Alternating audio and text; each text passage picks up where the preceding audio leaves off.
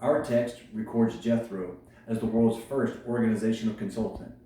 It's recorded in Exodus chapter 18 when he counseled Moses on how to set up a management structure so that he could have men of truth over thousands, hundreds, fifties, and tens. These men were established to help Moses address small issues for the people so that not every single issue had to come to Moses to be addressed.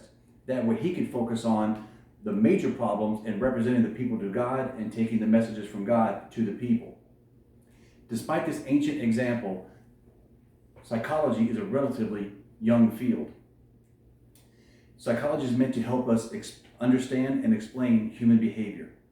In the subfield of industrial organizational psychology, it is meant to help us understand and explain human behavior at the individual level and in groups in formal settings. Back in World War II, many men in the United States had to go to the battlefields, which created an opportunity for women for the first time to come out of the homes and into the workforce for the first time.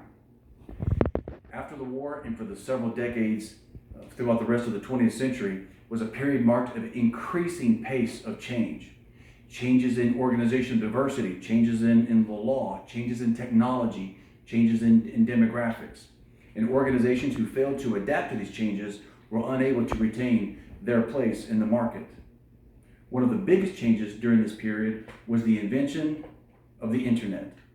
The internet, specifically as it pertains to the workplace, has allowed hiring organizations and job seekers to find each other and to find out more about each other like never before. Now, job seekers can find out information about what it's like to work in an organization from people who currently work or have worked there without actually having to start a position there. Conversely, the internet allows organizations to find out more about a potential candidate than what they would present on a resume or even during several rounds of interviews. Just last month in Santa Monica, California, a young lady was staging a photo op. She drove up, her and her friend got out of the car, and she saw a man who was installing plywood on the side of a building. She asked the man if she could borrow his drill so that she could pose for a picture. Her friend took the picture, she thanked the man and got back in the car and drove away. What she did not realize was there was someone else on the sidewalk who recorded this entire event. And when this video was posted online and was made known to her employer, she was immediately released from her internship opportunity at the Washington Examiner.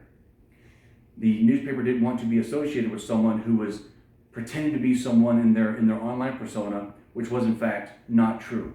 She was trying to demonstrate that she was doing customer service. That was in fact not the case.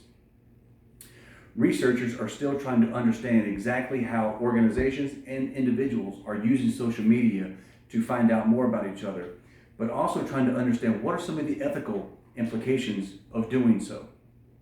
And so, especially for young people who tend to be the more prolific users of social media, it would behoove them to be mindful that what you are posting today, videos, pictures, comments, that all of these things will likely be used by future employers or clients to help learn more about you than what you may wish to present in a professional setting.